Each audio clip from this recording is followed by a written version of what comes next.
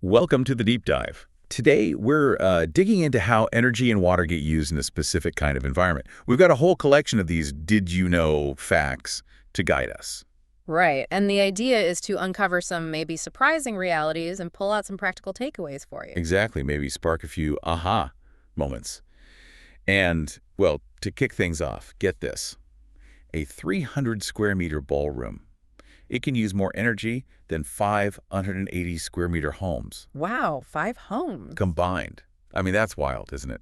What does that tell us about where the energy is really concentrated? That's a great question. It really points to how intense energy use can be in certain shared spaces. Like ballrooms. Yeah, think of massive lighting rigs, complex climate control running for hours, maybe energy-heavy events. It's just a totally different profile than your average home. Okay, let's get into some more of these details then.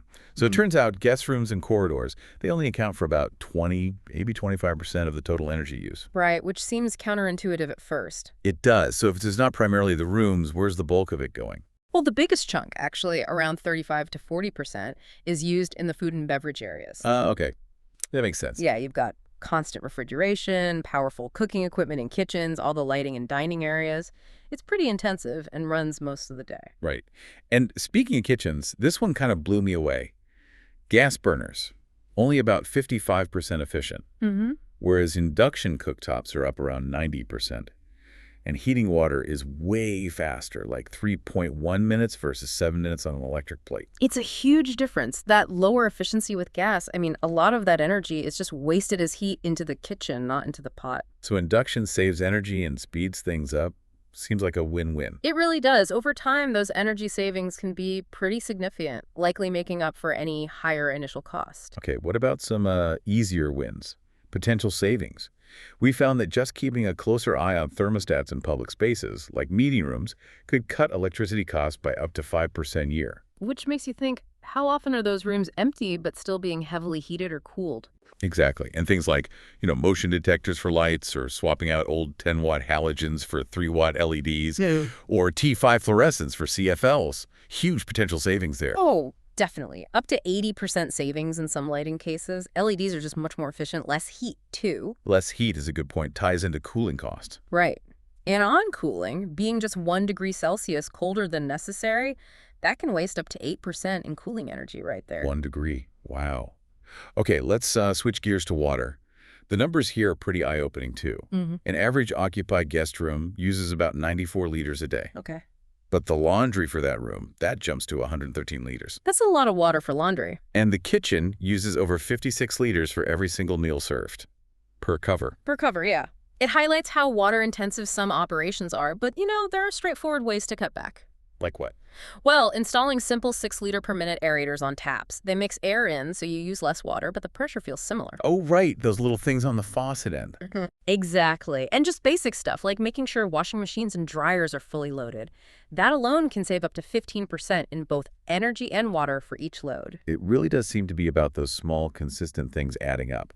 Like, fixing a leaky faucet. Oh, yeah, that constant drip. It can waste up to 10,000 liters of water a year from one faucet. Incredible. And another one, thawing meat under running water. Apparently, there's almost no time difference between using a tiny trickle and a full blast. Really? So much wasted water for nothing. Pretty much. It's often just habit. And think about hot water specifically. Something like 85 to 90% of the energy used to heat just goes straight down the drain. 85 to 90%. That's huge. Makes you really question when you actually need hot water for cleaning versus when cold would do fine. Precisely. Here's another interesting link. Apparently, improving the relative humidity by just 5%. It can feel like you've changed the temperature by 3 degrees Celsius. That's fascinating. So managing humidity could directly impact heating and cooling needs. It's all connected. And just good working practices among staff, making sure things are switched off, used efficiently, that alone can save maybe 2% on energy and water. Absolutely. Those behavioral aspects, they matter. Even something quick, like that example of a 15-minute training on using drapes effectively for insulation, it all contributes. Okay, so kind of pulling this all together.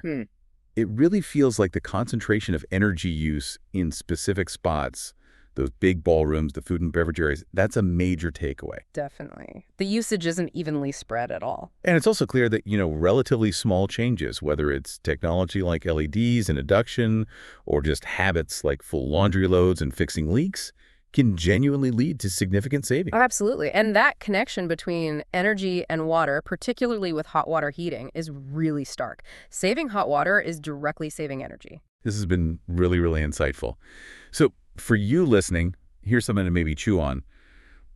Given how much impact even a small 1-degree temperature change can have, what other seemingly tiny adjustments in our own environments or workplaces or homes might actually have surprisingly large effects on resource use?